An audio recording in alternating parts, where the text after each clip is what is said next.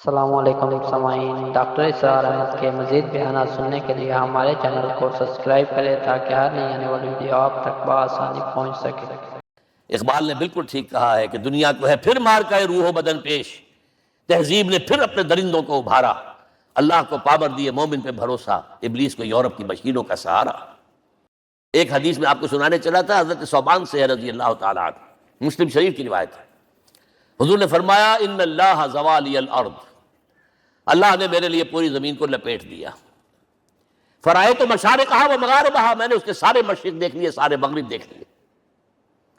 فإن امتی سیبلغ ملکہا ما زوئ لی منہا، میری امت کی حکومت ان تمام علاقوں پر قائم ہو کر رہے گی جو اللہ نے زمین کو لپیٹ کر مجھے دکھا دیے۔ یہ ہونا ہے، and that is going to be the end of this world۔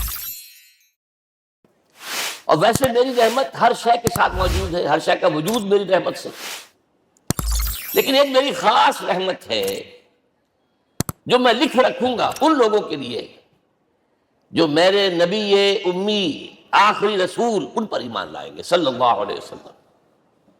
وہ جب آئیں گے اور وہ نیکی کا حکم دیں گے، بدی سے روکیں گے، پاکیزہ چیزوں کو حلال قرار دیں گے، ناپاک چیزوں کو حرام قرار دیں گے، نوع انسانی کے اوپر جو بوجھ تھے جو اس وقت ہوں گے ان کو اتاریں گے۔ وہ جب آئیں گے تو جو لوگ فالذین آمنوا بہ نمبر 1، وعزروہ نمبر 2، ونصروہ نمبر 3، واتبعوا النور الذی انزل معہ اولئک ھم المفلحون، جو لوگ ان پر ایمان لائیں گے، ان کی تعظیم اور توقیر کریں گے، ان کی مدد کریں گے، اور جو نور ان کے ساتھ نازل کیا جائے گا یعنی قرآن، اس کی پیروی کریں گے، وہ ہوں گے جو فلاح پانے والے ہوں گے، میری خصوصی رحمت سے حصہ ان کو ملے گا۔ اب یہاں پہلے تو دعا کر لیجئے اللہم ربنا اجعلنا منہم، اے اللہ ہم سب کو ان میں شامل فرما دے جو تیرے نبی کے ساتھ تعلق کی ان 4 بنیادوں کی شرائط کو پورا کر سکے، تقاضوں کو پورا کر سکے۔ اب ذرا ان میں سے ایک ایک کو لیجئے۔ ایمان جانی پہچانی چیز ہے، ایمان جسے کہتے ہیں، اس کی تشریح میں جانے کی ضرورت نہیں، وقت بھی محدود ہے، لیکن ایک بات سمجھنے کی ہے بہت ضروری۔ ایمان کے 2 لیول ہیں، ایک قانونی ایمان ہے جس کی بنا پر ہم ایک دوسرے کو مسلمان سمجھتے ہیں، اس کا تعلق اقرار باللسان کے ساتھ ہے، زبان سے کہنا اشہد ان لا الہ الا اللہ وحدہ لا شریک لہ واشہد ان سیدنا و مولانا محمد عبدہ و رسولہ۔ وہ ہندو تھا، سکھ تھا، پارسی تھا، عیسائی تھا، یہ کلمہ کہے اور اسلام میں آ گیا۔ لیکن یہ زبانی کلامی ایمان جو ہے یہ انسان کی سیرت و کردار پر اثر انداز نہیں ہو سکتا۔ یہی وجہ ہے آج ہم دیکھ رہے ہیں مسلمان ہی جھوٹ بھی بول رہا ہے، مسلمان ہی بے ایمانی بھی کر رہا ہے، مسلمان ہی خیانت بھی کر رہا ہے، مسلمانوں کے لیڈر بلینز کی خیانت کر رہے ہیں۔ یہ کون ہے؟ سب مسلمان ہیں۔ وہ اس کی وجہ کیا ہے کہ ہم صرف قانونی مسلمان ہیں اور ہمارا ایمان قانونی ایمان ہے۔ اس کے لیے اسلام کا لفظ قرآن میں آیا ہے سورہ حجرات میں، قالت الاعراب آمنا قل لم تؤمنوا ولکن قولوا اسلمنا۔ اے نبی یہ بدو کہہ رہے ہیں ہم ایمان لے آئے، ان سے فرما دیجئے تم ہرگز ایمان نہیں لائے ہو، یوں کہو کہ ہم مسلمان ہو گئے ہیں۔ ولما يدخل الايمان في قلوبكم، ابھی تک ایمان تمہارے دلوں میں داخل نہیں ہوا۔ بہرحال اللہ کا شکر ہے اس نے ہمیں مسلمانوں میں پیدا کر دیا، ورنہ ہم میں سے کتنے ہوتے اگر کہیں اور پیدا ہو گئے ہوتے تو نعمت اسلام سے بھی ہم بہرہ ہو سکتے، کیا کہہ سکتے۔ اصل ایمان ہے جب وہ دل میں داخل ہو جائے، یقین بن جائے۔ اسی لیے بچپن میں یاد کیا ہوگا ایمان مجمل، آمنت باللہ کما ہوا باسمائہ و صفاتہ وقبلت جمیع احکامہ اقرار باللسان و تصدیق بالقلب۔ جب تصدیق بالقلب ہوگی تو اب اس کے تقاضے جو ہیں عملی پیدا ہوں گے۔ ان تقاضوں میں سے ایک میں 2 حدیثوں کے حوالے سے آپ کے سامنے رکھ رہا ہوں۔ پہلی حدیث حضرت عبداللہ بن عمرو بن العاص رضی اللہ تعالی عنہما سے مروی ہے، لا یؤمن احدکم حتی یکون ہواہ طبعا لما جئت بہ۔ دیکھو تم میں سے کوئی شخص مومن نہیں ہو سکتا جب تک کہ اس کی خواہش نفس تابع نہ ہو جائے اس شریعت کے، اس قانون کے، اس ہدایت کے جو میں لے کر آیا ہوں۔ اگر عملاً تابع نہیں ہوئے تو حقیقتاً مومن نہیں ہو۔ دل میں جھانکو، do I really believe that Muhammad is the prophet of Allah? Do I really believe that Quran is the word of God? کبھی جھانکیے گا اندر، جواب ملے گا صحیح آپ کو۔ کیا کنوکشن ہے؟ کنوکشن ہو اور پھر حضور کی پیروی نہ ہو، حضور کے احکام کی پابندی نہ ہو، اللہ کے قوانین کی پابندی نہ ہو، کیسے ممکن ہے؟ حضور تو فرماتے ہیں صلی اللہ علیہ وسلم، ایک ایسی بد اخلاقی اور کج خلقی پر صرف اسے کوئی گناہ کبیرہ بھی نہیں کہیں گے۔ فرمایا ایک مرتبہ واللہ لا یؤمن، واللہ لا یؤمن، واللہ لا یؤمن، خدا کی قسم فلاں شخص مومن نہیں ہے، خدا کی قسم فلاں شخص مومن نہیں ہے، خدا کی قسم فلاں شخص مومن نہیں ہے۔ صحابہ کانپ گئے، کون بدبخت ہے جس کے بارے میں فرمایا جا رہا؟ پوچھا گیا من یا رسول اللہ؟ جواب سنیے اور اپنے غریب حالوں میں جھانکیے۔ وہ شخص الذی لا یامن جارہ بوائقہ، وہ شخص جس کی شرارتوں کی وجہ سے اس کا پڑوسی چین میں نہیں ہے، امن میں نہیں ہے، وہ مومن نہیں ہے، خدا کی قسم نہیں ہے، خدا کی قسم نہیں ہے۔ کیسے علیحدہ کر لیں گے اس ایمان کو اعمال سے اور ایمان کو اخلاق سے؟ آگے چلیے، وہ جو حدیث حضرت ابو ہریرہ سے، اور یہ متفق علیہ، صرف بخاری کی نہیں ہے، بخاری جمع مسلم، لا یؤمن احدکم حتی اکون احب الیہ من والدہ وولدہ والناس اجمعین، تم میں سے کوئی شخص مومن نہیں ہو سکتا جب تک کہ میں اسے محبوب تر نہ ہو جاؤں، اپنے باپ سے بھی، اپنے بیٹے سے بھی، اور تمام انسانوں سے۔ جھانک لیجئے دل میں، صورتحال یہ ہے یا نہیں ہے؟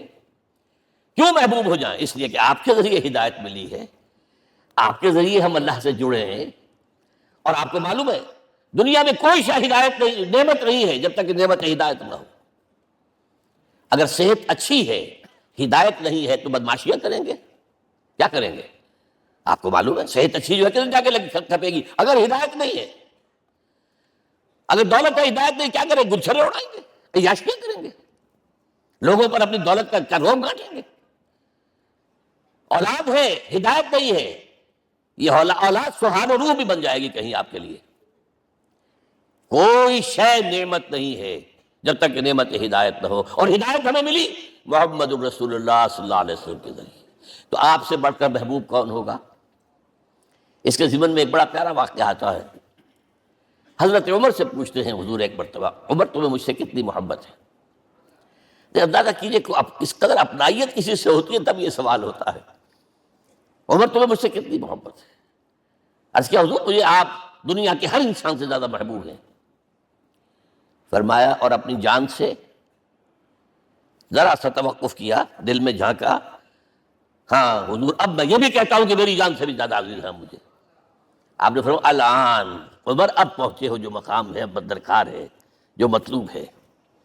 تو محبت اس درجے کی، اطاعت اس درجے کی، اگر نہیں ہے تو ایمان نہیں ہے۔ ہاں قانونی ایمان ہے، اب مسلمان ہے، اللہ کا شکر ہے، بہت بڑا فضل ہے۔ اب اگلی بات پر آئیے، الضروح، ان کی توقیر، ان کی تعظیم کرے۔ یہ تعظیم کس درجے میں؟ اب وقت بہت کم ہے، میں صرف آپ کو سورہ حجرات سے مثال دے رہا ہوں۔ فرمایا گیا یا ایھا الذین آمنوا لا ترفعوا اصواتکم فوق صوت النبی ولا تجہروا لہ بالقول کجہر بعضکم لبعض ان تحبط اعمالکم وانتم لا تشعرون۔ اے ایمان والو، کبھی اپنی آواز کو حضور کی آواز سے بلند تر نہ کر دینا، کبھی جس طرح بلند آواز سے ایک دوسرے سے بات کرتے ہو ایسے نہ کر بیٹھنا، مبادا تمہارے سارے اعمال حق ہو جائیں اور تمہیں پتہ بھی نہ چلے۔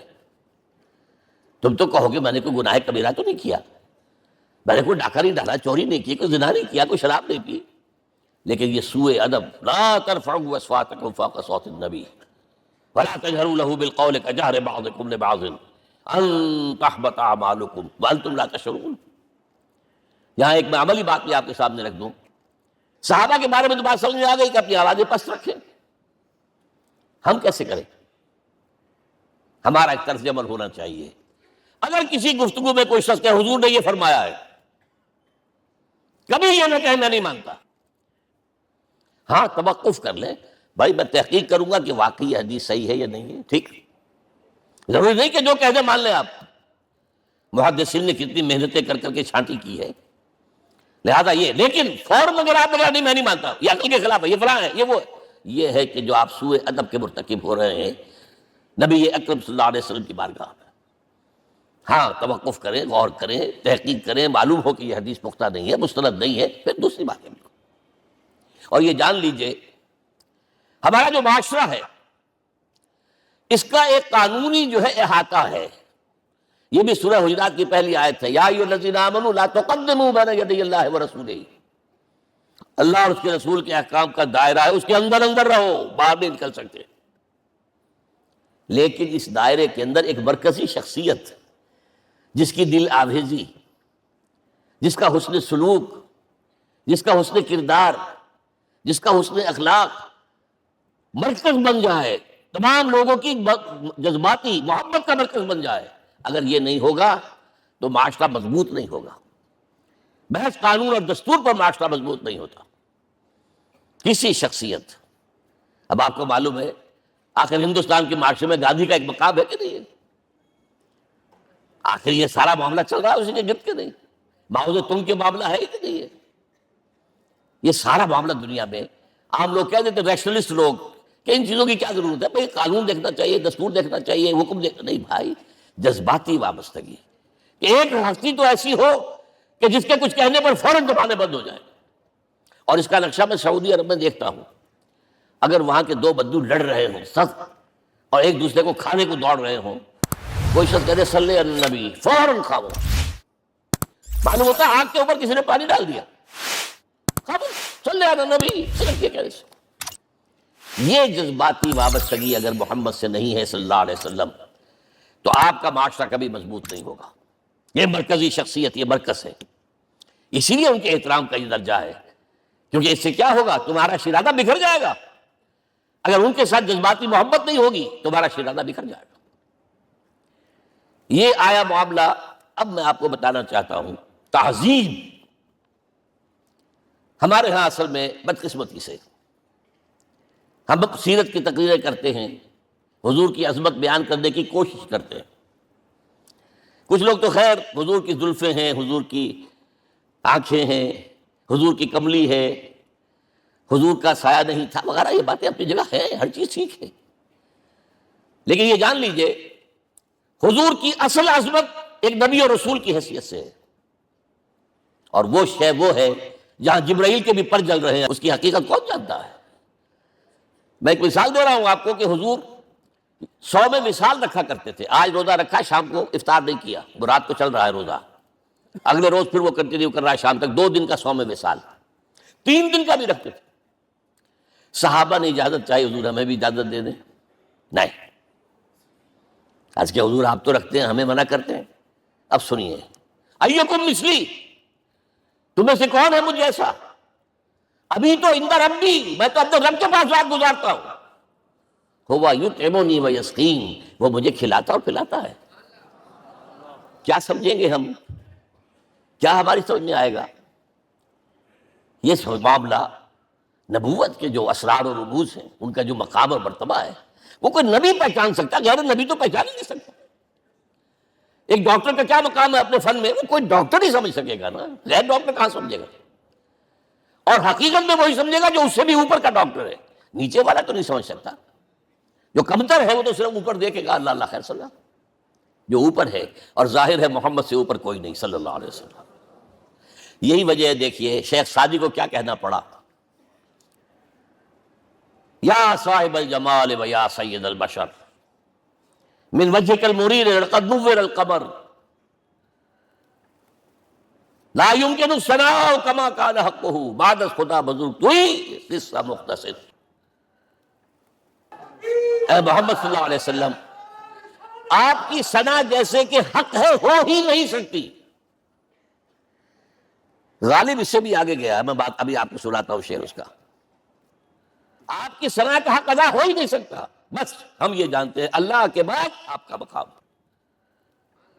غالب جو آگے گیا ہے کہتا ہے، غالب ثنائے خواجہ بیزداں گذاشتیم، کہاں ذات پاک مرتبہ دان محمد است۔ اے غالب ہم نے تو حضور کی ثنا تو اللہ کے حوالے کر دی ہے، اس لیے کہ وہی ذات پاک جانتا ہے مرتبہ محمد کا کیا ہے صلی اللہ علیہ وسلم۔ ہم بیان کرنے کی کوشش کریں گے تو توہین کر بیٹھیں گے۔ ایک لطیفہ ہے، ایک بیچارہ کوئی دیہاتی کہیں پھنسا ہوا تھا کسی جگہ، تھکا ہوا چل رہا تھا، ڈپٹی کمشنر صاحب جا رہے تھے، کار میں بٹھا لیا۔ اب اس نے کہا پتر تینو اللہ پٹواری کرے۔ اب اس غریب کے جو ہے اس کے ذہن میں تو پٹواری سے اوپر تو کچھ ہے ہی نہیں، اس کے قلم سے جو ہے ادھر کا انتقال ادھر ہو گیا، ادھر کی زمین ادھر چلی گئی۔ تو ڈی سی کو وہ تعریف کر رہا ہے اپنے سمجھ کے مطابق، پٹواری کرے۔ تو ہم کہیں پٹواری والا معاملہ نہ کریں۔ ہاں ایک پہلو ایسا ہے جس کے حوالے سے حضور کی عظمت ہماری سمجھ میں آئے گی۔ حضور ایک انسان کی حیثیت سے کیا تھے، ایک باپ کی حیثیت سے آپ کا کیا طرز عمل تھا۔ ذرا یاد کیجئے، جگر گوشہ رسول حضرت فاطمہ بطول رضی اللہ تعالیٰ عنہ، وہ حاضر ہوتی ہے، ابا جان دیکھیے چکی پیس پیس کر یہ گھٹے پڑ گئے میرے ہاتھ میں، یہ کنویں سے پانی لاتی ہوں، مشکیزیں کہ یہاں پر بندیاں پڑ گئی۔ حضور اب تو عام لوگوں پر بھی آسانیاں ہیں، لوگوں کے ہاں غلام آ گئے ہیں، کنیزیں آ گئی ہیں، مال و دولت آ گئی ہے، مجھے بھی کوئی غلام کنیز عطا ہو جائے۔ اور آپ کو معلوم ہے یہ لخت جگر نور چشم محمد کی سب سے پیاری بیٹی صلی اللہ علیہ وسلم، کوئی شک نہیں اس میں، فاطمہ، کیا بیتی ہوگی حضور کے قلب پر۔ لیکن فرمایا کیا بیٹی، یہ دنیا کی چیزیں ہمارے لیے نہیں ہیں، میں تمہیں اس سے بہتر شے دیتا ہوں، تسبیح فاطمہ ہر نماز کے بعد 33 مرتبہ سبحان اللہ، 33 مرتبہ الحمدللہ، 33 مرتبہ اللہ اکبر کہہ لیا کرو۔ لیکن سوچ لیجئے دل پر کیا گزری ہوگی صلی اللہ علیہ وسلم۔ حضرت عائشہ سے پوچھئے، حضرت خدیجہ سے پوچھئے، حضور کیسے شوہر تھے، آپ سے زیادہ خواتین کے حق میں نرم، گھر کے کام کا جھاڑو دے رہے ہیں، کپڑے جو ہیں بوسیدہ انہیں سی رہے ہیں، گھر میں بیٹھے ہوئے یہ کام کرتے تھے۔ بہرحال ایک بات میں آپ سے عرض کروں، آپ انسان کی جس حیثیت کا بھی ذہن میں تصور کریں گے وہ ساری حیثیتیں محمد میں موجود ہیں صلی اللہ علیہ وسلم۔ محمد حاکم کی حیثیت سے بھی ہیں، محمد سب سالار کی حیثیت سے بھی ہیں، محمد قاضی القضات بھی ہیں، محمد ہیڈ آف دی اسٹیٹ بھی ہیں، محمد بیویوں والے بھی ہیں، اولاد والے بھی ہیں، محمد 5 وقتہ امام بھی ہیں، جمعہ کے خطیب بھی ہیں، مدرس قرآن بھی ہیں، مربی بھی ہیں، مزکی بھی ہیں، اور ہر میدان میں بلند ترین مقام۔ کوئی ایسی جامع شخصیت ملے گی؟ ہمارے ہاں تو حال یہ ہے کہ جو خطیب صاحب ہوتے ہیں وہ 5 وقتہ نماز کیسے پڑھا سکتے ہیں، ان کا تو اونچا مقام ہے۔ 5 وقتہ نماز کے لیے تو ہونا چاہیے امام آپ کو، اور وہاں بھی ایک امام سینئر ہوگا، وہ عشاء مغرب اور فجر پڑھائے گا، ایک جونیئر ہوگا بیچارہ، وہ جو خاموش نماز ہے وہ پڑھائے گا۔ 5 وقتہ نماز پڑھا رہے ہیں محمد صلی اللہ علیہ وسلم، اور خطیب بھی وہی ہے، مربی بھی وہی ہے، مزکی بھی وہی ہے۔ ہمارے ہاں جو لوگ تزکیہ نفس کے میدان میں ہیں وہ پھر جماعت کبھی نہیں کراتے، کبھی نہیں دیکھا ہوگا آپ نے کسی صاحب کو کراتے ہوئے۔ یہ جامعیت کیوں ہے؟ جامعیت کبریٰ۔ میں صرف ایک بات کہا کرتا ہوں، ایک اعتبار سے حضور کا اسوہ نامکمل ہے۔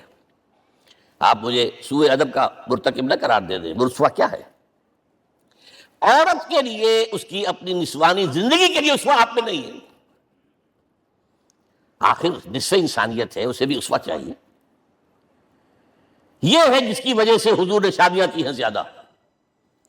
خواتین کے لیے اسوہ حضور کے ازواج مطہرات ہیں، اور ان میں سب سے بڑھ کر جو بالکل یوں سمجھیے کہ آغاز کے اندر نوجوانی میں آ گئی ہیں حضور کی خدمت میں، نہایت ذہین و فتین، انہوں نے پھر عورت کی زندگی کے لیے حضور کا جو طرز عمل تھا وہ انہوں نے بیان کیا نا۔ اس لیے سورہ احزاب کے اندر اس کا تذکرہ ہے، جہاں یہ آتا ہے لقد کان لکم فی رسول اللہ اسوۃ حسنہ، وہیں پر یا نساء النبی لستن کاحد من النساء، اے نبی کی بیویوں تم عام عورتوں کے مانند نہیں ہو، تمہیں تو اسوہ بننا ہے امت کے لیے۔ اب اس سے اگلا قدم میں بڑھا رہا ہوں آگے، اور اس کے ساتھ جڑ جائے گی تیسری بات۔ تیسری بات کیا ہے؟ وَنَصَرُوهُ، اس کی مدد کریں صلی اللہ علیہ وسلم۔ پہلی بات تو یہ نوٹ کیجئے، حضور انتہائی غیور انسان تھے، انتہائی غیور۔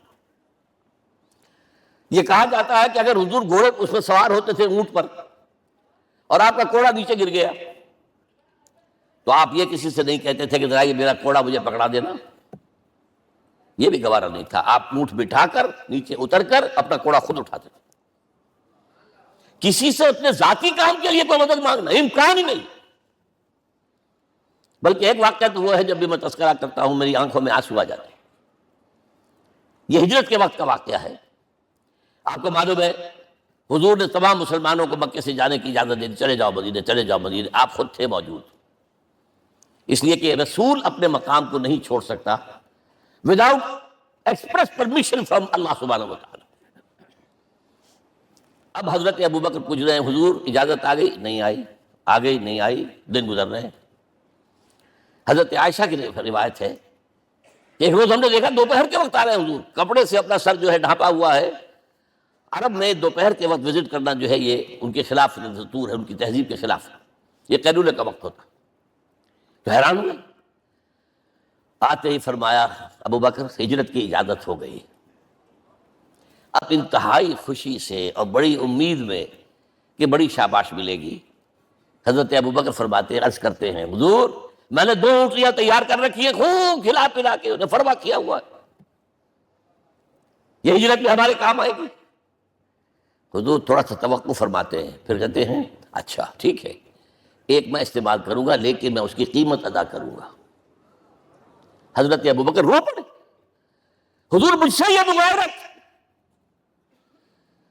سائے کے طرح کے ساتھ رہنے والا، اس سے یہ مغایرت، ذرا سے اشارے پر اپنی کمسن بیٹی پیش کر دی نکاح کے اندر، اس سے یہ مغایرت، رو پڑے۔ لیکن حضور کی اپنی غیرت تھی، میں قیمت دوں گا۔ اب بتائیے مدد کا کے لیے درکار تھی؟ مدد تھی ان کے مشن کے لیے۔ مشن 2 حصوں میں تھا، اس کو جانیے، آج کچھ علمی باتیں آ رہی ہیں۔ حضور کے مشن کے 2 حصے، ایک ابتدائی جو تمام انبیاء اور رسول کا تھا، ایک تکمیلی جو صرف محمد کا صلی اللہ علیہ وسلم۔ ابتدائی کیا ہے؟ اللہ کی طرف دعوت، تبلیغ۔ جو دعوت قبول کر لیں ان کے لیے بشارت، بشیر کہ تمہارے لیے آخرت میں جنت ہے، دیکھتے ہیں۔ رد کر دیں ان کے لیے نذیر، خبردار کرنے والے، جہنم کے لیے تیاری کر لو۔ داعی اللہ، اللہ کی طرف بلانے والے، سراجا منیرہ، روشنی کے چراغ۔ یہ حیثیتیں مشترک ہے تمام انبیاء کرام۔ تمام انبیاء بشیر بھی تھے، نذیر بھی تھے، داعی بھی تھے، سراج منیر بھی تھے، اگرچہ ان تمام حیثیتوں میں بھی حضور کا سب سے اونچا مقام علیحدہ نمایاں ہے، لیکن حیثیتیں بنیادی طور پر مشترک۔ ایک حیثیت تکمیلی، اور وہ کیا ہے؟ اے نبی جو دین آپ کو دیا گیا ہے صرف تبلیغ نہیں، صرف تعلیم نہیں، اس کو قائم کر کے دکھاؤ نظام زندگی کی حیثیت سے۔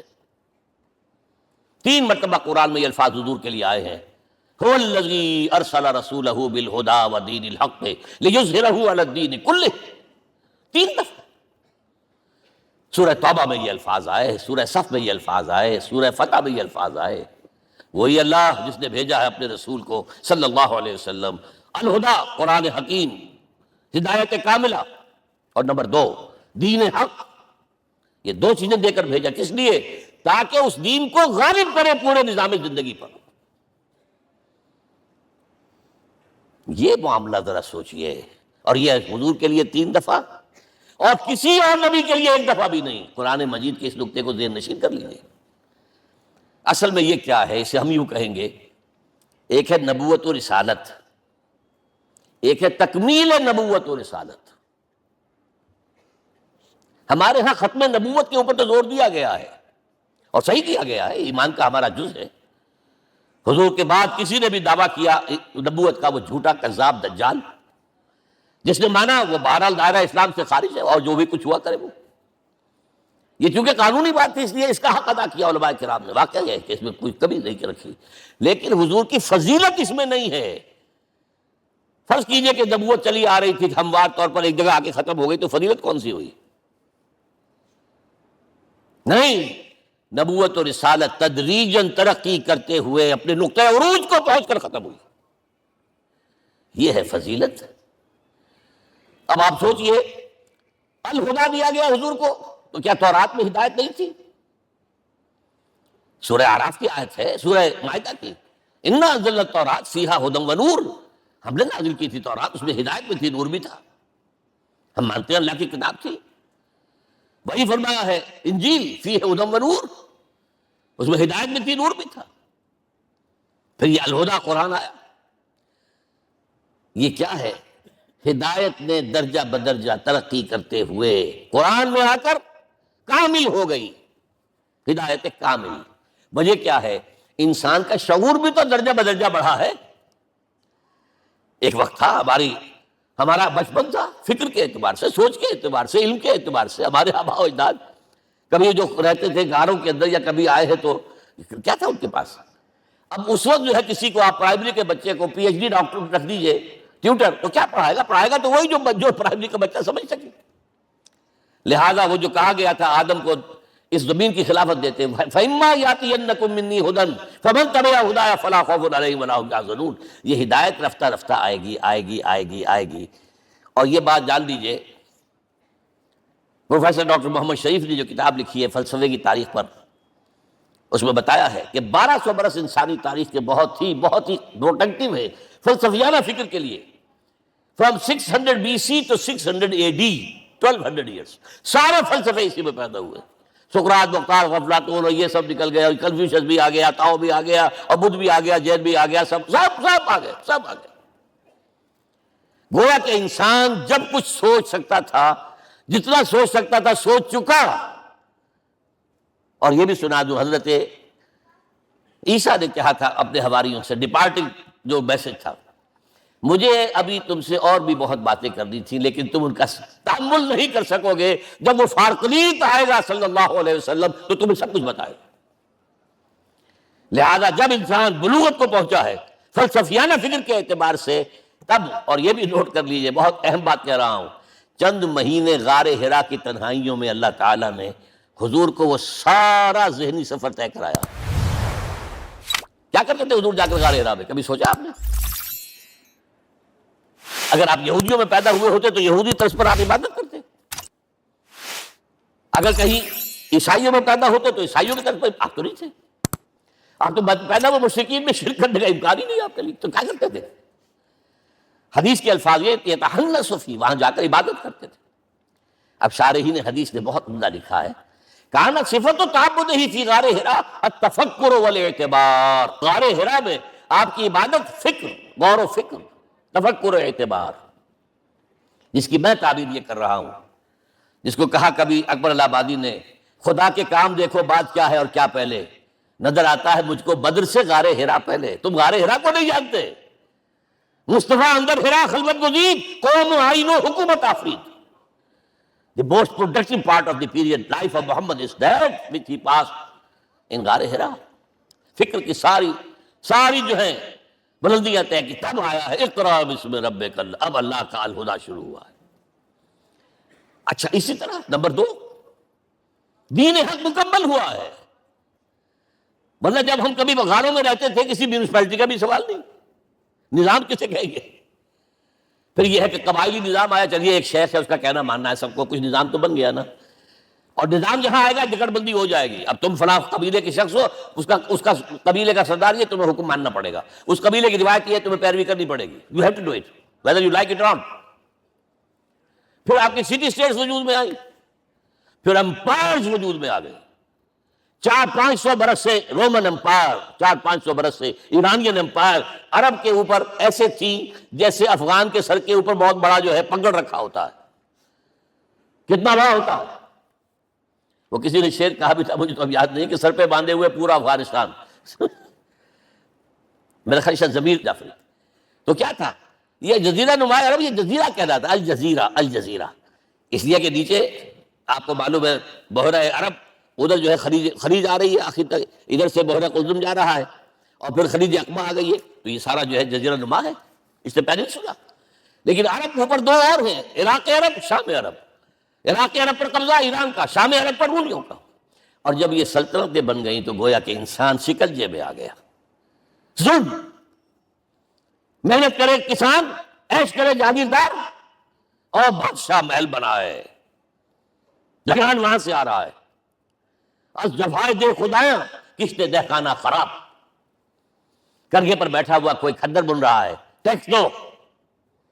بادشاہ محل بھی بنائے گا، عیاشیاں بھی کرے گا، سارا نسوانی حسن جو ہے کوہ قاف کا لے آئے گا اپنے ہاں، اور پھر فوج بھی رکھے گا. ذرا تم نے گردن اٹھائی تو تمہاری سرکوبی کرنے کے لیے فوج تیار ہے. یہ جب جکڑ بند آئی ہے انسان پر، تب محمد کو بھیجا گیا ہے. دلی بیٹ، اسے آزاد کرانے والا، دین حق دیا گیا. یہ دین حق قرآن مجید میں اسی لیے کہا گیا، یہ میں کہہ رہا ہوں تکمیل رسالت النبوت. الیوم اکملت لکم دینکم واتممت علیکم نعمتی ورضیت لکم الاسلام دینا. آج میں نے تمہارے لیے تمہارے دین کو کامل کر دیا ہے. یہ مکمل نظام زندگی ہم نے دیا ہے، پہلے تھا ہی نہیں. لہذا کسی اور نبی سے یہ نہیں کہا گیا کہ اس کو غالب کرو. میں نے آپ کو بتا دیا کہیں نہیں ہے. نہ نوح، نہ ہود، نہ صالح، نہ ابراہیم، نہ موسیٰ، نہ عیسیٰ، کوئی بھی نہیں. اور حضور سے کہا گیا یہ دین اب غالب کرو. اگر صرف تم کتاب میں لکھ کر دے جاؤ اور اس کے مثال پیش نہ کر سکو، دنیا کہے گی بہت اچھی شاعری ہے. آج بھی آپ کو معلوم ہے دی ریپبلک کتاب زندہ ہے، لیکن آج تک ایک دن کے لیے بھی وہ نظام پہ قائم ہوا ہے. ہم یہی کہیں گے کہ ٹھیک ہے، یہ جو ہے ایک خواب ہے، اللہ اللہ ساتھ، اس کے سوا کیا یوٹوپیا ہے. اس نظام کو قائم کر کے دکھاؤ. اب آپ اس کو اینالائز کر لیجئے، اچھی طرح سمجھ لیجئے. It was the revolutionary role which was assigned to محمد صلی اللہ علیہ وسلم. نظام کو بدلنا، اسی کا نام تو انقلاب ہے. انقلاب کسے کہتے ہیں؟ دنیا میں دو نظام ایک جگہ نہیں ہو سکتے. مذہب 100 بھی ہو سکتے ایک جگہ. مذہب لمیٹڈ ہے، آپ کی ذاتی زندگی، آپ کے کچھ عقائد ہیں، کچھ عبادات ہیں، کچھ رسومات ہیں، کچھ سوشل رائٹس ہیں، یہ ہے بس. تو یہ تو 100 بھی they can coexist. امریکہ میں کتنے ہیں؟ مسلمان گئے مسجدیں بنا لی ہیں، ہندو گئے مندر بنا لیے ہیں، سکھ گئے ہیں ان کے گردوارے بنے ہوئے ہیں، سلوتے یعنی یہودیوں کے عیسائیوں کے تو بے شمار ہے ہی ہیں، لیکن ہے ہم مذہب. لیکن دین تو دو نہیں ہو سکتے. یا ڈیموکریسی ہوگی یا بادشاہت ہوگی. ایک تو دو تو نہیں ہو سکتے. یا کیپٹلزم ہوگا یا سوشلزم ہوگا، دو تو نہیں ہو سکتے. یا تھیوکریسی ہوگی یا ڈیموکریسی ہوگی، دو نہیں ہو سکتے. اور یہ بھی آپ کو معلوم ہے دنیا میں کہیں ویکوم نہیں ہے، نظام کے اعتبار سے کبھی نہیں رہا ہے. ہر ایک نظام موجود ہے. آپ کوئی دوسرا نظام لانا چاہتے ہیں، پہلے اس کو جڑ سے اکھیڑنا پڑے گا. گفت رومی ہر بنائے کوہنا کا باداں کنند، تو نہ دانی اولا تعمیر راں ویرا کنند. رومی نے کہا ہے کہ دیکھو اگر کوئی نئی تعمیر تمہیں کرنی ہو تو تم جانتے نہیں ہو پہلے پرانی تعمیر کو گرانا پڑتا ہے. پہلے آپ نظام جڑ سے کھینچ کر پھینکیں گے باہر، تب نظام لائیں گے نا. اور یہ ظاہر بات ہے جو نظام بھی ہے اس کے ساتھ ویسٹڈ انٹرسٹ ہے، اس کے ساتھ پریولیج کلاسز ہیں. دے وانٹ اسٹیٹس کو، وہ کوئی تبدیلی نہیں ماننے کو تیار، کیونکہ اسی نظام کی شاخوں پر تو ان کے گھونسلے بنے ہوئے، وہیں سے تو مفادات ان کے وابستہ ہیں. لہذا نظام جو ہے بدلنے کے لیے جانیں دینی پڑتی ہیں، خون بہانا پڑتا ہے، جان جوکھوں کا کام کرنا پڑتا ہے، اس کے بغیر نظام نہیں بدلتا. اور محمد کا رول صلی اللہ علیہ وسلم، یہ ہے وہ عظمت محمد کی جو انسان نے پہچانی ہے. میں 3 گواہیاں آپ کے سامنے پیش کر رہا ہوں. 1 from the east, 2 from the west, 3 کئی ملوے ہے. یہی لاہور 1920، یہاں ایک بریڈلا ہال ہوتا تھا. اس بریڈلا ہال میں ایم این رائے کی ایک تقریر. And who was M. N. Roy? Personal friend of Lenin, member of the Communist International. He knew what revolution is. اور اس نے ہسٹوریکل رول آف اسلام تقریر کی لاہور کے اندر 1920 میں. اور اس نے کہا تاریخ انسانی کا عظیم ترین انقلاب وہ تھا جو محمد نے برپا کیا صلی اللہ علیہ وسلم. میں تو اس کی ذہانت کی داد دیے بغیر نہیں رہا. اس نے کہا بعض مورخین یہ جو فتوحات کی ہیں صحابہ کرام نے، ان کو سمجھ بیٹھتے ہیں جیسے اٹیلا نے فتوحات کی ہیں یا چنگیز خان نے کی ہے یا کسی اور. کہاں وہ کہاں یہ، وہاں صرف تباہی آتی تھی. اور محمد صلی اللہ علیہ وسلم کے پیروکاروں نے جب دنیا فتح کی ہے، نئی تہذیب دی ہے، نیا تمدن دیا ہے، نیا نظام دیا ہے، روشنی دی ہے، علوم کو تازہ کیا ہے، علوم ایجاد کیے ہیں. یہ ہے وہ انقلاب جو محمد نے برپا کیا صلی اللہ علیہ وسلم. یہ کتاب آج بھی ہندوستان میں چھپتی ہے، بمبئی میں، دی ہسٹوریکل رول آف اسلام. اب میں سمجھتا ہوں کہ ہندو ہے، کمیونسٹ ہے، اور گواہی دے رہا ہے۔ دوسرا، یہ تو چونکہ بڑی ریسنٹ پاسٹ کی بات ہے، ڈاکٹر مائیکل ہارٹ ایک کتاب لکھتا ہے دی 100، اور اس کا سب ٹائٹل کیا ہے؟ A selection and gradation of the 100 most influential personalities of the human race, human history.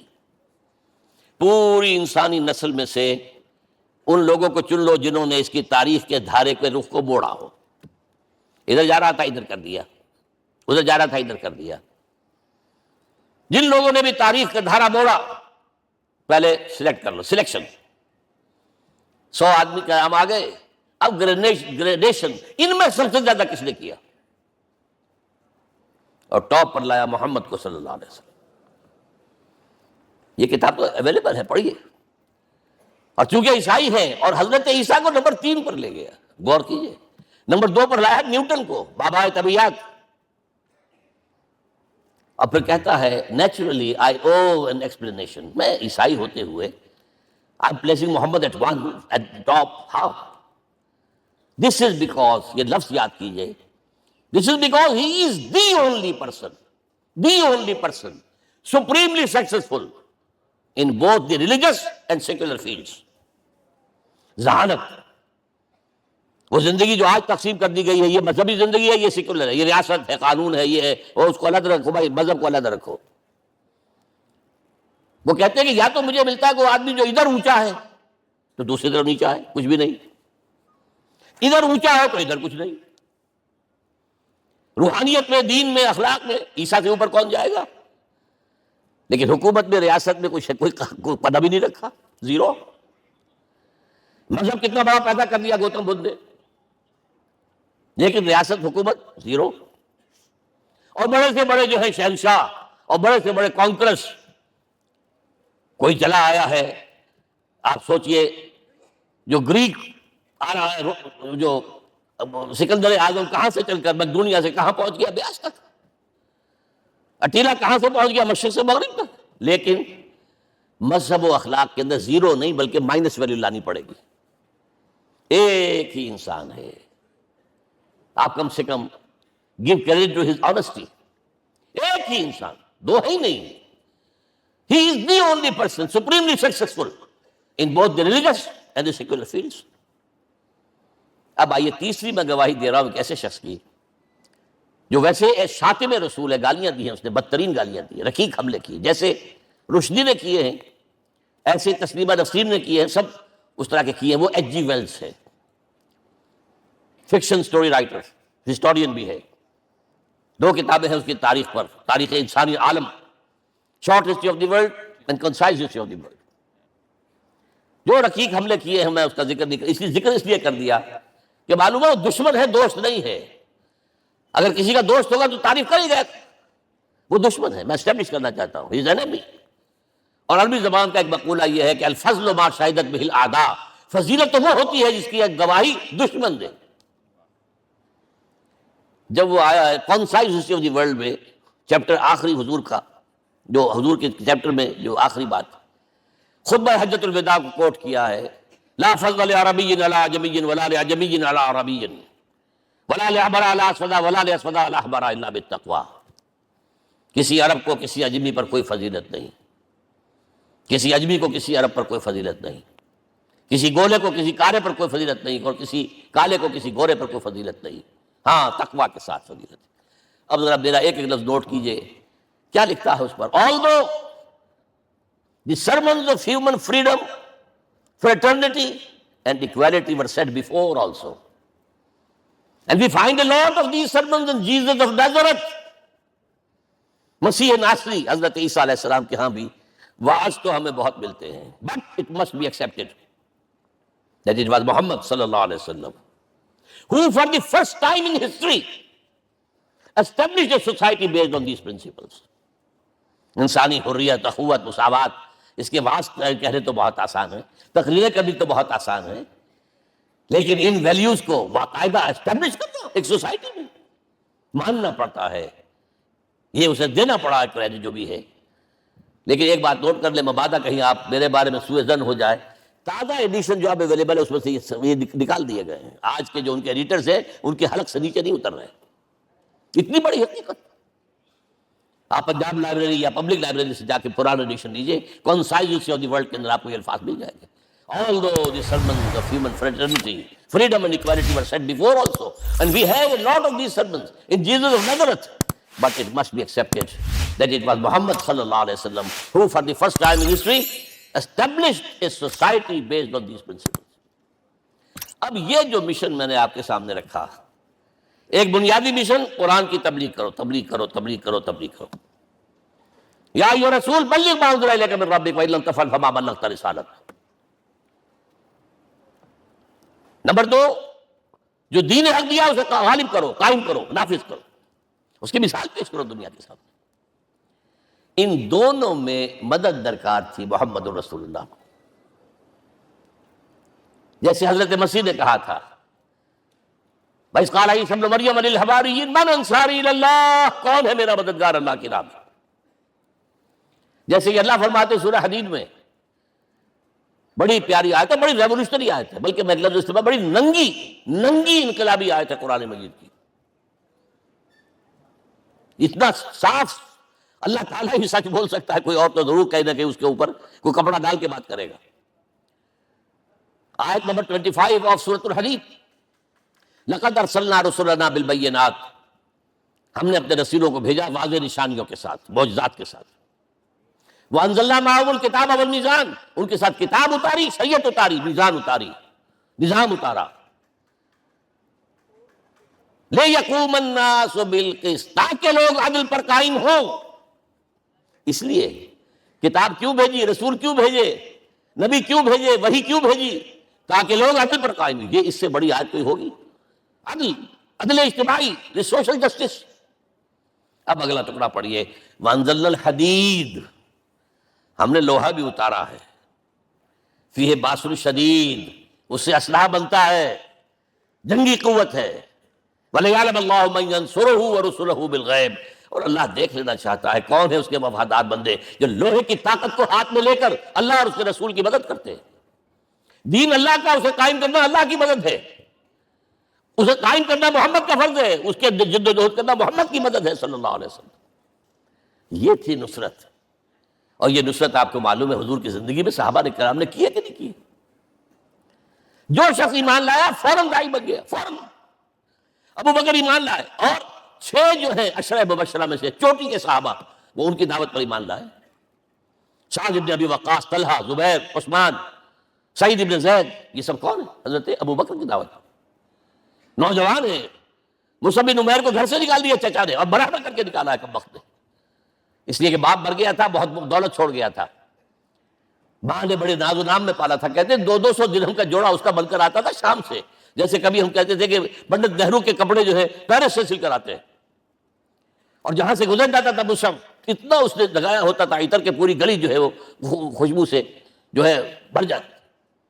چچا نے بلایا, تم جو یہ گلچھرے کر رہے ہو اپنے باپ کی دولت پر نہ, اور تم اسے کہتے ہو کافر, نکل جاؤ گھر سے. وہ چلنے لگے. He was a ten ager, چلنے لگے. وہ سمجھا تھا کہ میرے یہ کہنے سے اس کے تو اس کو تارے نظر آ جائیں گے, یہ فوراً جو ہے توبہ کرے گا, پلٹ آئے گا. چلنے لگے تو اسے اور غصہ آیا, یہ کپڑے بھی اسی بات کے ہیں, اتارو. وہی اتارے کپڑے, مادرزاد برہنہ ہو کر ماں کے پاس گئے ہیں. ماں نے آنکھوں پر ہاتھ رکھا, مجھے کیا ہوا ہے؟ فرمایا امی میں موحد ہو گیا ہوں, یہ ہے توحید. اور اب جا کر حضور کے دامن میں بیت ارقم میں اب ہمہ وقت کارکن ہے, قرآن اتر رہا ہے, پڑھ رہے ہیں, سمجھ رہے ہیں, قرآن اتر رہا ہے, یاد کر رہے ہیں. اور اس کے بعد جب کہا تھا مدینے والوں نے بیت عقبہ اولیٰ پر کہ حضور ہمارے سے آپ کی ملاقات تو سال کے بعد ہی ہوگی, درمیان میں تو آپ کو معلوم ہے خوریزی ہے, کوئی قافلہ بچ کے نہیں آ سکتا, تو اب آپ ہمیں کوئی اپنا شاگرد دیجئے. مصعب بن عمیر کو حضور نے کہا جاؤ ان کے ساتھ. وہاں ان کا نام پڑ گیا المقری, پڑھانے والا, قرآن پڑھانے والا. 75 آدمی اگلے سال لے کر آ گیا ہے, اور اسی سے بیعت عقبہ ثانیہ ہوئی ہے, اور ہجرت کا راستہ کھل گیا. اور اس کو ایک دفعہ حضور نے دیکھا, مسجد کے دروازے کے سامنے سے گزر رہا تھا مصعب, پھٹا ہوا کمبل تھا جس میں لپیٹا ہوا تھا. حضور کی آنکھوں میں آنسو آ گئے. غزوہ احد میں شہید ہوا کس طرح؟ علم بردار تھا، ایک ہاتھ پر مار پڑا ہے، کٹ کے گر گیا، ایک ہاتھ سے تھاما، دوسرے پر بھی گر گیا، دونوں جو بچے ہوئے حصے تھے اس سے تھاما. پھر جب ختم ہو گئے اس کے بعد جو ہے جب دفن کر رہے تھے تو حضور کے سامنے پرابلم لایا گیا. مصعب کے جسم پر تو کوئی کپڑا ہی نہیں تھا سوائے ایک چادر کی، ایک دھوتی، اللہ اللہ خیر اللہ. اور شہید کا کفن ہوتا ہے اس کا اپنا لباس. حضور وہ اتنا چھوٹی ہے وہ چادر کہ پاؤں ڈھانپتے ہیں تو سر کھل جاتا ہے، سر ڈھانپتے ہیں تو پاؤں کھل جاتے ہیں. فرمایا سر کو ڈھانپ دو کپڑے سے اور پیروں پر گھاس ڈال دو. That was the last dress which Musab got. تو یہ لوگ جو تھے محمد رسول اللہ والذین معہ، یہ ساتھی حضور کے جنہوں نے حضور کے مشن میں آپ کا ساتھ دیا. اور ایک خاص مرحلے کا تو میں آپ کے سامنے ذکر ہی کر دوں، اس لیے کہ دین کی اقامت، دین کا غلبہ، اس میں تو جہاد اور قتال آئے گا لا محالہ. Nobody is going to allow you to change the system. اگر سسٹم بدلتا ہے تو اس کے ساتھ جو مفادات بدلتے ہیں وہ ختم ہو جاتے ہیں، جو پرولیجز ہیں وہ ختم ہو جاتے ہیں. لہذا جب غزوہ بدر کا مرحلہ آیا ہے، حضور نے مجلس شورا منعقد کی اور آپ نے جو وہی سے آپ کو بتا دیا گیا تھا، دیکھو ایک قافلہ آ رہا ہے شمال سے، مال غنیمت سے لدا پھدا ہے اور 50 صرف اس کے ساتھ محافظ ہیں. ایک لشکر آ رہا ہے جنوب سے ریل کانٹے سے لیس، اور اللہ نے وعدہ کیا ہے کہ ایک پر ضرور تمہیں فتح دے گا، بتاؤ کدھر چلے. یہ اصل میں کسی بھی سپہ سالار کے لیے وقت ہوتا ہے کہ اپنے ساتھیوں کے مورال کا اندازہ کرے. کچھ ہوں گے ہم جیسے کمزور بھی، انہوں نے کہا کہ حضور پہلے قافلے کی طرف چلے، آسانی سے فتح بھی ہو جائے گی اور ہتھیار مل جائیں گے ہمیں. ہمارے پاس تو ہتھیار بھی نہیں ہے، گنتی کے لوگوں کے پاس تلواریں بھی نہیں سب کے پاس، تو 50 آدمیوں کے ہتھیار تو ملیں گے. پھر لشکر سے نپٹ لیں. اب حضور کہہ رہے ہیں اشیرونی اشیرونی اشیرونی. حضرت مقداد بن اسود کھڑے ہوتے ہیں، حضور ہمیں موسیٰ کے ساتھی نہ سمجھیے جنہوں نے کہہ دیا تھا فَذَهَبْ أَنْتَ وَرَبُّكَ فَقَاتِلَا إِنَّا هَاهُنَا قَاعِدُونَ. ہم موسیٰ کے ساتھی نہیں ہیں، ہم آپ کے جانثار ہیں. آپ جو آپ کی نیت ہے آپ بسم اللہ کیجیے، اب آپ کو کیا پتہ ہمارے ذریعے آپ کو اللہ تعالیٰ آنکھوں کی ٹھنڈک عطا فرمائے. حضور پھر فرمائے مجھے مشورہ دو، مجھے مشورہ دو. تب خیال آیا سعد ابن عبادہ رضی اللہ تعالیٰ عنہ کو، جو رئیس انصار تھے، ہو نہ ہو یہ ہماری طرف روئے سخن ہے. کیونکہ بیعت عقبہ ثانیہ جس کے نتیجے میں ہجرت ہوئی ہے اس میں طے یہ ہوا تھا کہ اگر یہ مکے والے مدینے پر حملہ آور ہوں گے آپ کو ختم کرنے کے لیے، ہم آپ کی حفاظت ایسے ہی کریں گے جیسے اپنے بیوی بچوں کی. اور ابھی مدینے پر حملہ ہوا نہیں ہے، حضور پری ایمپٹ کر رہے ہیں، باہر نکل کر مقابلہ کرنا چاہ رہے ہیں. تو گویا کہ انصار کور نہیں ہوتے اس کے اندر، اس لیے بار بار اشیرونی، مجھے مشورہ دو. اب سعد بن عبادہ کھڑے ہوتے ہیں، کأنک تعنینا یا رسول اللہ صلی اللہ علیہ وسلم. اے اللہ کے رسول شاید آپ کا روئے سخن ہماری جانب ہے. فإنا آمنا بک وصدقناک، ہم آپ پر ایمان لا چکے ہیں، ہم نے آپ کی تصدیق کی، اب ہمارے پاس چوائس کون سا ہے؟ اگر آپ آگے چلیں ہم پیچھے چلیں گے، اگر برق الغماد تک پہنچیں گے ہم اپنی اونٹنیوں کو دبلا کر دیں گے، یمن کا آخری شہر جو ہے برق الغماد. اور اگر آپ ساحل سمندر پر کھڑے ہو کر اپنی سواری سمندر میں ڈالیں گے ہم بھی ڈال دیں. بہرحال یہ مراحل ہیں کہ جن سے گزر کر حضور نے اللہ کے دین کو غالب کیا اور قائم کیا، اور اس ہر سطح پر، ہر مرحلے پر صحابہ کرام نے آپ کا ساتھ دیا. جہاں آپ کا پسینہ گرا وہاں انہوں نے اپنے خون کی ندیاں بہا دی. محمد رسول اللہ والذین معہ اشداء علی الکفار رحماء بینہم.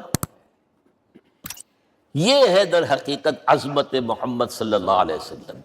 آج کے دور میں سمجھ لیجیے اچھی طرح، یہ دور جس کا کہ فاتح ہے حضور، فاتح سے مطلب افتتاح کرنے والے، اس دور میں اجتماعی نظام کی اصل اہمیت ہے. اجتماعی نظام غلط ہے، ایکسپلائٹیٹو ہے.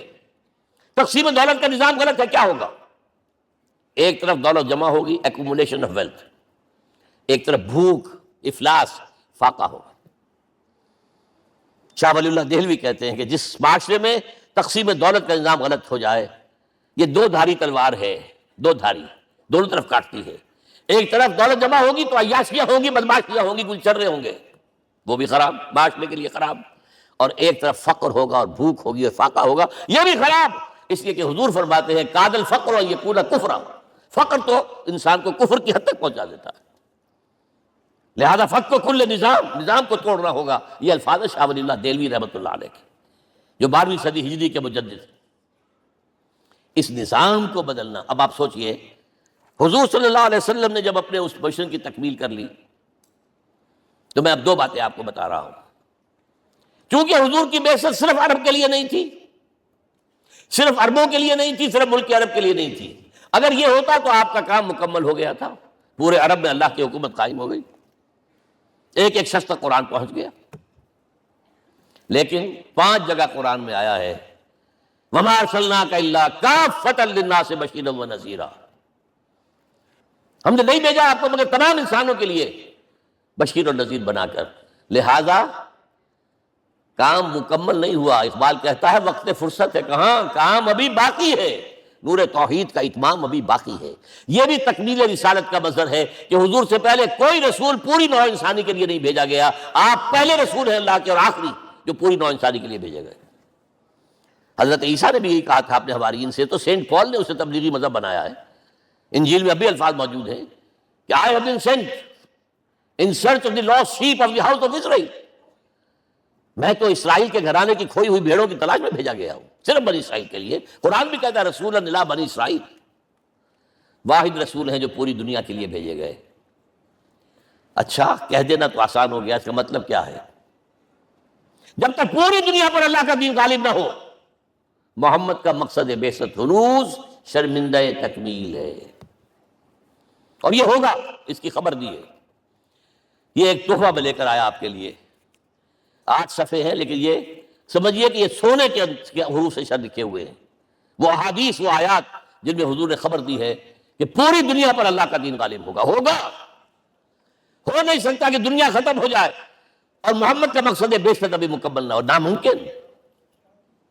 جن آیات کو پڑھیے، ان میں پھر احادیث پڑھیے.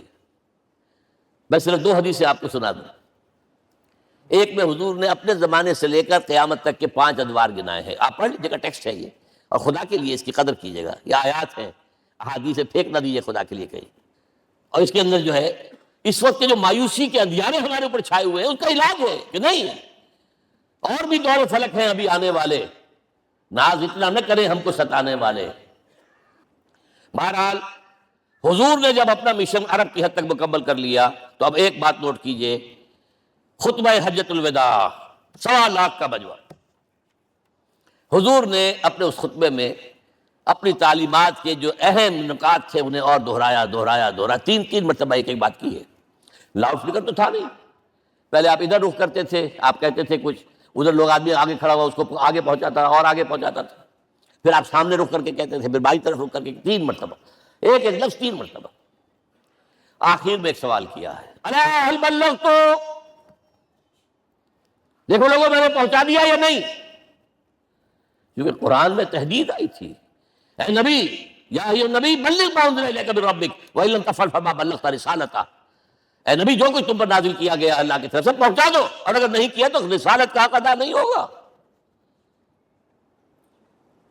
اور اس میں سورہ اعراف کی آیت نمبر 6 اگر پڑھ لیں، فَلَنَسْأَلَنَّ الَّذِينَ أُرْسِلَ إِلَيْهِمْ وَلَنَسْأَلَنَّ الْمُرْسَلِينَ. ہم ان سے بھی پوچھیں گے جن کی طرف رسولوں کو بھیجا، اور رسولوں سے پوچھیں گے ہم نے تمہارے پاس اپنا پیغام پہنچایا تھا، تم نے پہنچایا کہ نہیں لوگوں کو؟ اس لیے حضور نے گواہی دی، الا هل بلغت، دیکھو میں نے پہنچا دیا کہ نہیں. اور جواب کیا ملا؟ انا نشهد انك قد بلغت رسالتہ واديت الامانۃ ونصحت الامۃ وکشفت الغمۃ.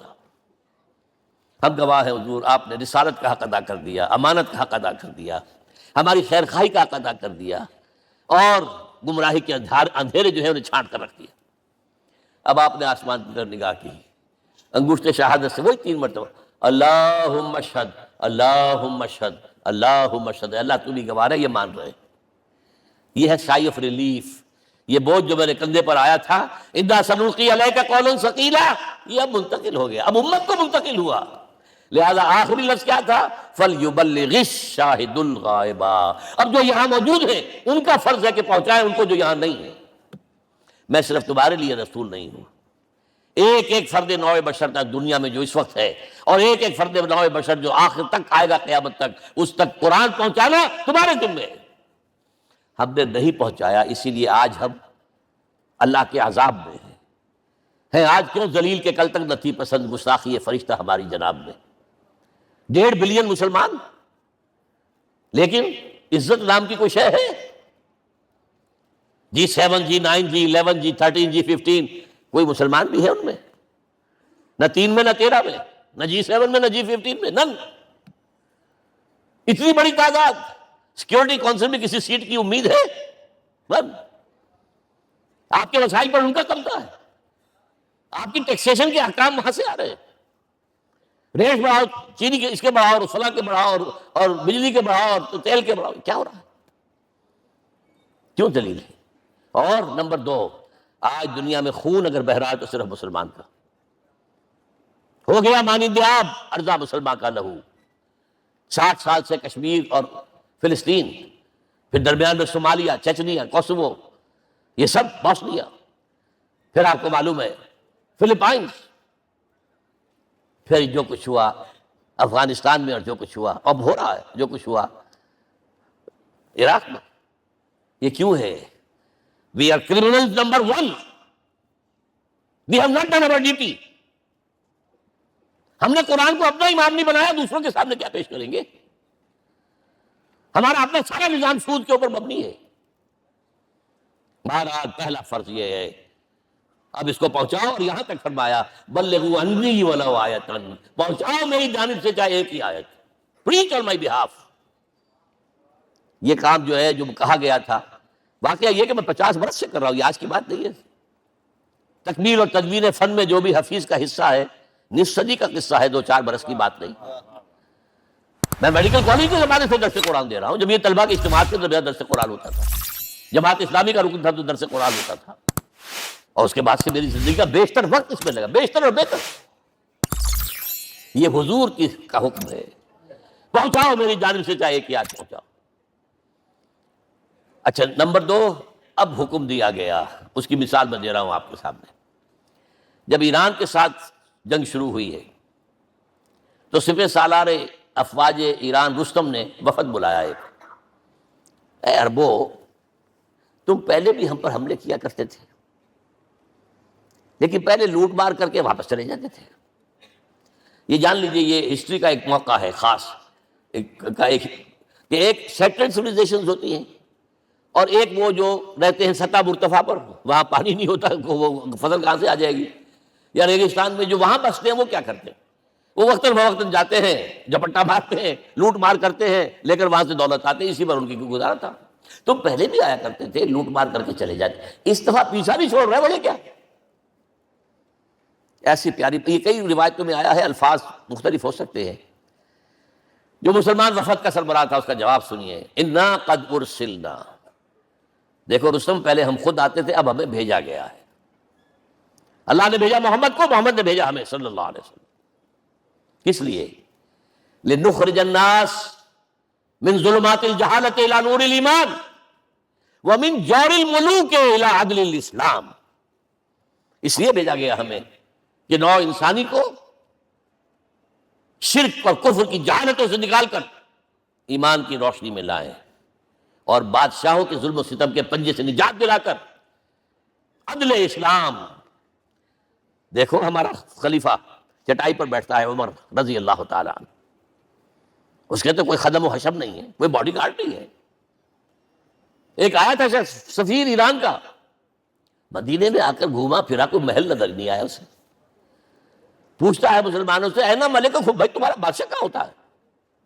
جواب ملا، لیس لنا ملکن بل لنا امیر، ہمارا کوئی بادشاہ نہیں، ہمارا امیر ہے۔ کہاں ہے بھائی؟ ہمارے بیت المال کے کچھ اونٹ گم ہو گئے تھے کہ بھائی ملے نہیں، ہمارا خلیفہ تلاش کرنے گیا۔ اب اس نے کسی کو لیا ہوگا، آئیڈینٹیفائی کر سکے، ڈھونڈ کر جا کر ایک جگہ دیکھا، دھوپ تیز ہو گئی تھی، حضرت عمر تھک گئے تھے، لہٰذا ایک درخت کے سائے میں اپنے کوڑے کا تکیہ بنا کر لیٹے ہوئے استراحت فرما رہے ہیں، کوئی خادم نہیں، کوئی خدم و حشم نہیں، کوئی باڈی گارڈ نہیں۔ اس وقت وہ کھڑے ہو کر کہتا ہے، عمر تم عدل کرتے ہو، تمہیں کوئی خوف نہیں ہے، ہمارے بادشاہ ظلم کرتے ہیں، لوگوں کا خون پیتے ہیں، انہیں ہر وقت ڈر رہتا ہے، انہیں اونچی اونچی فصیلیں چاہیے، انہیں باڈی گارڈ چاہیے، انہیں حفاظتی دستے چاہیے۔ یہ مثال پیش کی ہے نا، یہ کوئی فیری ٹیلز تو نہیں ہے، یہ تو آج کی تاریخ ہے، 1400 برس پرانی تاریخ ہے بھائی، کوئی پرانی نہیں ہے، کوئی 10,000 سال پرانی بات نہیں ہے۔ اور وہی عمر ہے، انہیں بلایا گیا ہے بیت المقدس، وہاں جو مسلمانوں کا وہ حاصلہ تھا وہ طول کھینچ گیا، فصیل بہت اونچی مضبوط، اور اندر ہر طرح کا رسد بھی موجود ہے، راشن بھی ہے، پانی بھی ہے۔ عیسائیوں کا قبضہ تھا. عیسائی پادری آئے فصیل پر، مسلمانوں تم اگر قیامت تک بھی یہاں پڑے رہے محاصرہ کر کے، یہ کبھی فتح نہیں ہوگا شہر. ہاں یہ فتح ہونا ہے، ہماری کتابوں میں ہے، لیکن ایک درویش بادشاہ کے ہاتھوں فتح ہوگا. تمہارے اندر ہمیں وہ درویشی نظر نہیں آ رہی. وہ چونکہ کچھ عرصہ ہو گیا تھا، شام میں پہنچ گئے تھے، خربوزے کو دیکھ کے خربوزہ رنگ پکڑتا ہے، اچھا لباس پہننا شروع کر دیا.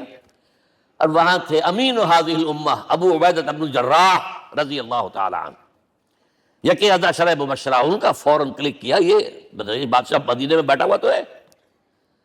یہاں سے ریکویسٹ کی گئی ہے آپ تشریف لائیے. اب 700 میل کا سفر ہے، کوئی ذاتی سفر نہیں، کسی بیٹے کے کنووکیشن کے لیے نہیں گئے ہیں، کوئی انٹوریج نہیں ہے، کچھ نہیں. ایک اونٹ، ایک خادم، اور اسی اونٹ پر راستے کا راشن، لہذا ایک آدمی بیٹھ سکتا ہے. اب ایک منزل خلیفہ اوپر تشریف فرما ہے اور خادم ہاتھ پکڑ کر آگے چل رہا ہے. اگلی منزل خادم اوپر بیٹھا ہے اور خلیفہ ہاتھ پکڑ کے آگے چل رہا ہے. جب آخری منزل آئی ہے تو باری ہو گئی اس خادم کی، اس نے ہاتھ جوڑ دیے، خدا کے لیے لوگ دیکھیں گے، مجھے ماریں گے، تمہیں شرم نہیں آئی؟ خلیفۃ المسلمین جو ہے وہ آگے آگے تمہارے چل رہے تھے، تم وہ ملازمان تھے. حضرت عمر نے ڈانٹ پلائی، اب دوڑو دوڑو، نہیں باری تمہاری ہے. وہ بیٹھا ہوا اوپر، حضرت عمر پھنکیل پکڑ کر آ رہے ہیں، اور بیچ میں کہیں کیچڑ آ گیا تھا، جوتیاں بھی ہاتھ میں پکڑی ہوئی ہیں. اب وہاں آتے انہیں لے جایا گیا فصیل کے سامنے. انہوں نے اوپر سے اپنی کتابیں دیکھیں، ہاں یہی ہے درویش بادشاہ.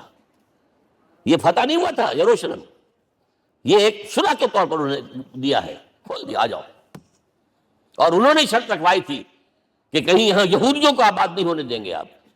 حضرت عمر نے اتنی رعایت کی تھی یہودیوں کے لیے کہ وہ یہاں آئیں، اپنے مقدس مقامات کی زیارت کر کے جا سکتے ہیں، لیکن یہاں سیٹل نہیں ہو سکتے. اس لیے وعدہ تھا. یہ وعدہ جو ہے سلطان عبدالحمید خان تک چلا ہے. بڑی سے بڑی رشوت پیش کی تھی زائنسٹ نے، تمہارے سارے قرضے ہم ختم کر دیں گے، تم جو ہے ہمیں فلسطین میں آباد ہونے کا حق دے دو. نہیں، جو معاہدہ عمر کا تھا اس میں کوئی ترمیم نہیں کر سکتا. تو یہ مثالیں ہیں جو پیش کی گئی ہیں. میں تو کہا کرتا ہوں، جب میں نے پڑھا تھا کہ کرنل جمال عبد الناصر کی بیٹی سائیکل پر جاتی ہے کالج، کیو این لائی کی بیٹی بھی سائیکل پر کالج جاتی ہے، احساس ہوا تھا عظمت ہے نا آخر، چاہے وہ کسی غیر میں ہو. اور واقعہ یہ ہے کہ میں بیان کرنے سے رہ نہیں سکتا. جب میں نے لال بہادر شاستری کے بارے میں سنا، he had no house in the whole of India. یہ تو بھارت کی ڈیموکریسی کا ایک معجزہ ہے. A person who doesn't own a house in the whole length and breadth of India, and he rose to the position of Prime Minister. ہمارے یہاں کسی میونسپلٹی کا جو ہے ممبر نہیں بن سکتا. اس کی بیوی اپنے گھر میں خود کھانا پکاتی تھی، کوئی ملازم نہیں تھا. اور جب ہارٹ اٹیک ہوا ہے تاشقند میں، تو وہ جو مرتے دم بات کی ہے اس نے ماتا جی سے کی ہے، بیوی سے نہیں کی. یہ ہماری مشرقی روایات ہیں، ماں کا مقام. لیکن یہ تمام مثالیں جو ہیں، پوری نوع انسانی 10 مرتبہ پیدا ہو کر ختم ہو جائے، حضرت عمر والی مثالیں نہیں لا سکتے. رات کو گشت کر رہے ہیں، ایک جگہ سے رونے کی آواز آئی، معلوم ہوا کہ بچے ہیں، بھوکے ہیں، رو رہے ہیں. ماں سے پوچھا گیا کیا معاملہ ہے؟ کہ کیا کروں، کچھ نہیں ہے، میں نے یہ آنڈی چڑھا دی ہے، چولہے کے اوپر آگ جلا دی ہے. بچوں سے کہا بھائی کچھ پک رہا ہے، ذرا انتظار کرو، سو جائیں گے. کانپ گئے، ایسی گئے سیدھے بیت المال. آٹے کی بوری اپنے غلام سے کہا میرے کندھے پر رکھ، پہلے چلتا ہوں. نہیں، قیامت کے دن تم میرا بوجھ نہیں اٹھا سکو گے. اپنے کندھے پر بوری رکھ کر لائے ہیں، کھانا پکوایا، کھلایا بچوں. اب اگر حضور یہ کہے کہ سید القوم خادم ہوں، تو یہ حقیقت تھی کہ نہیں تھی؟ ورنہ اگر یہ مثال نہ آتی تو کہتے ہیں جی شاعری تو اچھی ہے، بہت اچھا شعر کہہ دیا، کوئی سردار بھی کبھی خادم ہوا ہے. اب یہ ہے کہ یہ نظام دنیا میں، بس آخری بات میں آ گیا ہوں، یہ خوشخبریاں میں آپ کے ساتھ یہ تحفہ لے کر آیا. یہ پڑھیے کہ نظام دوبارہ آنا ہے. محمد کی مشن کوئی غلط نہیں ہو سکتی، ہو صادق المصدوق صلی اللہ علیہ وسلم. اگرچہ ابھی ہمیں اور سزائیں ملنی ہیں، اور سخت سے سختر سزائیں آنی ہیں. ابھی آرمگیڈون سر پر تنی ہوئی ہے، کھڑی ہوئی ہے، ملحمۃ العظمیٰ جسے حدیث میں کہا گیا. آرمگیڈون پتہ نہیں آپ نے کبھی سنا ہے کہ نہیں سنا ہے. یہ بائبل کی آخری کتاب جو ریولیشن جان ہے، اس میں ہے ایک بہت بڑی جنگ ہوگی، گریٹر اسرائیل بنانے کے لیے بہت بڑی جنگ ہوگی. and you said the stage has been set for that. NATO تیار اسی کے لیے ہو رہا ہے دوبارہ. کس لیے؟ نیٹو چیف سے پوچھا گیا تھا کہ تمہارا دشمن جو تھا USSR تو ختم ہوا، گھٹنوں کے بل پڑا ہوا ہے. کس کے لیے اس کو ایکسٹینڈ کر رہے ہو اور آرگنائز کر رہے ہو؟ اب ہمیں مسلم فنڈامنٹلسٹ سے نمٹنا ہے. یہ ہے وہ کروسیڈ جو شروع ہوئی. یہودی اور عیسائی نیو کنزرویٹو، نیو کونس، یہ دونوں جڑے ہوئے ہیں. ایک 5 پوائنٹ ایجنڈا ہے ان کا جس پر دونوں کا اتفاق ہے. تو ابھی ہم پر بڑے برے وقت آنے ہیں، ہمیں سزائیں ابھی اور ملنی ہیں، لیکن ٹیبلز ول بی ٹرنڈ. دنیا میں اللہ کا دین قائم ہوگا، چاہے ابھی اور اپس اینڈ ڈاؤنز آئیں گے، لیکن ہوگا. لیکن ہوگی، وہ وقت آئے گا اللہ کا دین قائم ہوگا پوری دنیا میں. ایک حدیث میں آپ کو سنانے چلا تھا، حضرت ثوبان سے رضی اللہ تعالیٰ عنہ، مسلم شریف کی روایت ہے. حضور نے فرمایا ان اللہ زوالی الارض، اللہ نے میرے لیے پوری زمین کو لپیٹ دیا. فرائے تو مشارقہا و مغاربہا، میں نے اس کے سارے مشرق دیکھ لیے، سارے مغرب دیکھ لیے. وَإِنَّ أُمَّتِي سَيَبْلُغُ مُلْكُهَا مَا زُوِّئَ لِي مِنْهَا، میری امت کی حکومت ان تمام علاقوں پر قائم ہو کر رہے گی جو اللہ نے زمین کو لپیٹ کر مجھے دکھا دیے. یہ ہونا ہے. And that is going to be the end of this world. Armageddon بھی آ جائے گی پہلے، ملحمۃ العظمیٰ بھی آئے گا، سزائیں بھی ملیں گی، بالآخر وہ ہوگا. لیکن آخری بات، میرے اور آپ کے لیے مسئلہ لمحہ فکریہ کیا ہے؟ میں اور آپ کہاں کھڑے ہیں؟ Are we on the side of Allah or on the side of America? بہرحال یہ تو جو اپس اینڈ ڈاؤنز آنے ہیں، میرے اور آپ میں سے ہر شخص کے سوچنے کی بات یہ ہے، یہ تو انقلاب تو آئے گا، حضور کے ذریعے سے آیا. کچھ لوگ حضور کے ساتھی بن گئے، ان کی دنیا بن گئی، آخرت بن گئی، قیامت میں کے بعد جو کچھ ملنا ہے اللہ تعالیٰ روح و ریحان و جنت النعیم. کچھ رہ گئے کہ چاہے سگا چچا تھا محروم رہ گئے، ابو لہب. آج بھی یہ قافلہ ادھر چل رہا ہے. اقبال نے بالکل ٹھیک کہا ہے کہ دنیا کو ہے پھر مار کا روح و بدن پیش، تہذیب نے پھر اپنے درندوں کو ابھارا. اللہ کو پابند دیے مومن پہ بھروسہ، ابلیس کو یورپ کی مشینوں کا سہارا.